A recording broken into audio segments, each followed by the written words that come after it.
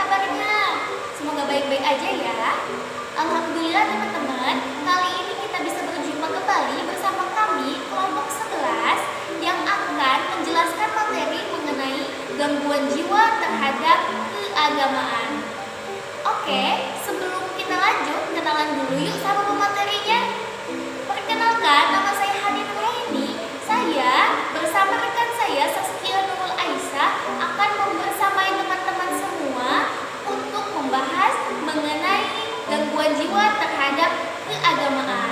Oke teman-teman, stay tune terus ya. Oke teman-teman, betul ya. Kali ini kita akan membahas mengenai gangguan jiwa terhadap keagamaan.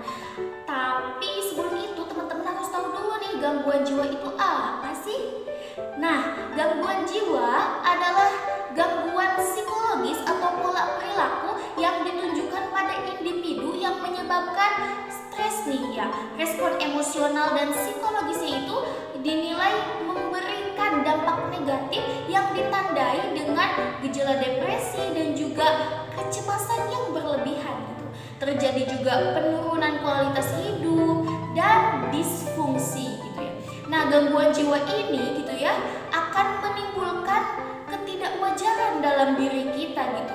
Nah, juga dengan adanya gangguan jiwa ini gitu ya akan menyebabkan kesadaran kita itu menurun gitu. Dan gangguan kejiwaan ini bukan hanya terjadi pada tingkah laku kita sehari-hari saja, tetapi terjadi pula dalam keagamaan. Nah, setelah kita tahu gangguan jiwa itu apa, ada juga nih teman-teman faktor-faktor internal yang menyebabkan gangguan kejiwaan terhadap keagamaan. Apa aja sih? Yang pertama yaitu hereditas gitu ya, yaitu pewarisan sifat dari induk kepada keturunannya. Nah, jiwa keagamaan memang bukan secara langsung ya sebagai faktor bawaan secara turun-temurun, namun dalam penelitian terhadap janin terungkap bahwa teman-teman makanan dan perasaan ibu berpengaruh terhadap kondisi janin yang dikandungnya. Nah, pengaruh kejiwaan dapat dilihat dari hubungan emosional antara induk terhadap keturunannya. Lanjut ya teman-teman ke faktor yang kedua yaitu tingkat usia. Nah, tingkat usia juga mempengaruhi gangguan jiwa ya teman-teman, karena ketika kita pada masa anak-anak nih berpikir lebih kritis ya, salah satunya terhadap agama gitu. Sedangkan di masa remaja, nah akan menginjak pada usia kematangan seksual gitu ya. Hal ini pun menyertai dengan perkembangan jiwa keagamaan mereka teman-teman.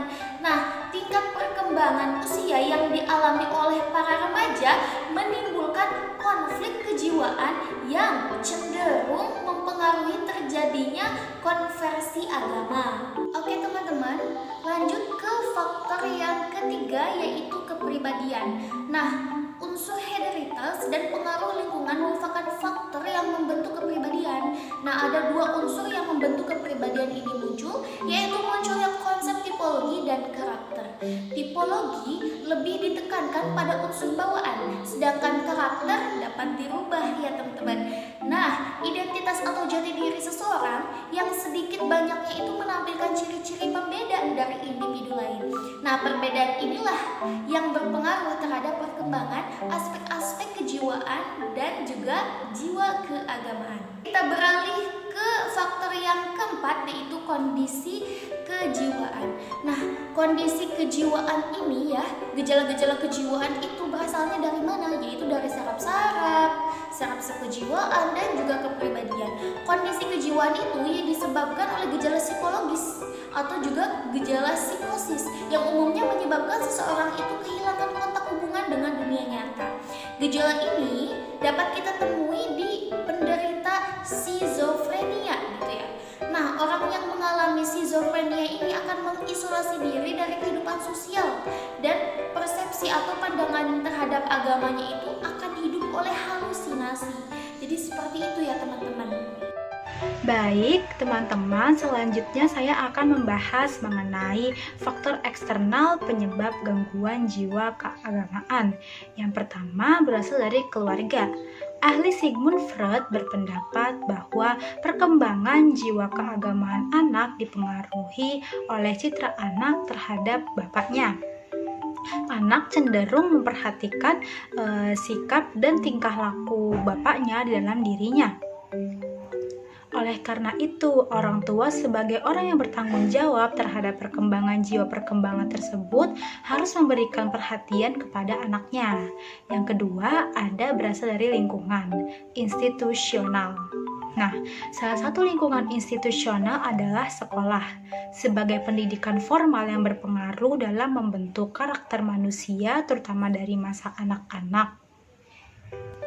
Pada lingkungan ini, anak-anak dapat membentuk karakter dalam dirinya seperti ketekunan, disiplin, kejujuran, simpati, toleransi, sabar, keadilan, dan lain-lain. Sifat-sifat seperti ini umumnya diajarkan oleh sekolah untuk pembentukan karakter anak. Yang ketiga, yaitu lingkungan masyarakat. Kehidupan bermasyarakat diatur oleh berbagai nilai-nilai dan juga norma-norma yang disepakati bersama. Oleh karena itu, norma dan nilai yang ada pada masyarakat harus dipatuhi bersama. Lingkungan masyarakat yang memiliki tradisi atau kebiasaan keagamaan yang kuat akan berpengaruh positif bagi para warga yang berada di daerah tersebut. Karena kehidupan keagamaan yang terkondisikan dengan baik akan berpengaruh pada pembentukan jiwa keagamaan pada warganya, sehingga terhindar dari gangguan jiwa keagamaan. Nah, selanjutnya saya akan membahas mengenai gangguan jiwa terhadap keagamaan. Salah satu gangguan jiwa terhadap agama adalah fanatisme. Apa sih yang dimaksud dengan fanatisme? Nah, berdasarkan asal katanya ini, yaitu fanatik dapat diartikan sebagai seseorang yang melakukan atau mencintai sesuatu secara sungguh-sungguh. Sedangkan kata isme dapat diartikan sebagai suatu bentuk keyakinan atau kepercayaan. Fanatik juga berkaitan pada suatu pandangan dan pendirian yang biasanya berkaitan dengan agama. Fanatisme ini ada ciri-cirinya loh, diantaranya yang pertama, ada gairah atau semangat yang berlebihan terhadap suatu hal tetapi tidak berdasarkan akal yang sehat. Yang kedua, pendidikan yang berwawasan luas dapat menimbulkan sikap kemiliteran dan menimbulkan doktrin yang kerdil yang dapat mengakibatkan tumbuhnya fanatisme. Yang ketiga, fanatisme itu tidak rasional. Oleh karena itu, argumen rasional pun susah digunakan untuk meluruskannya. Yang keempat, seseorang yang memiliki gangguan fanatik tidak mampu memahami segala sesuatu yang di luar dirinya, seperti masalah orang lain atau paham selain yang mereka yakini. Yang kelima, ciri yang paling jelas dari sikap fanatik ini adalah ketidakmampuan memahami karakteristik orang lain yang berada di luar kelompok mereka sebagai sesuatu yang benar atau yang salah. Selanjutnya, saya akan menjelaskan mengenai faktor penyebab terjadinya fanatisme menurut Wellman. Faktor-faktor yang mempengaruhi fanatisme adalah yang pertama yaitu kebodohan. Tentunya, tanpa pengetahuan yang cukup dalam menentukan suatu pilihan hanya menyebabkan kita mengandalkan keyakinan saja. Yang kedua yaitu cinta golongan atau kelompok, lebih mengutamakan sesuatu atau kelompok dibanding dirinya sendiri. Yang ketiga yaitu figur atau sosok karismatik. Individu yang biasanya memiliki sifat fanatik disebabkan adanya sosok yang dikagumi dan dibesar-besarkan yang mempunyai pengaruh besar bagi dirinya. Pengaruh fanatisme dan ketaatan dalam gangguan kejiwaan terhadap agama. Menurut Jalaluddin, pada tahun 2012, suatu tradisi dalam keagamaan dapat menimbulkan dua sisi dalam perkembangan jiwa beragama seseorang, yaitu fanatisme dan ketaatan. Perlu diketahui, tentunya fanatisme dengan ketaatan itu berbeda ya.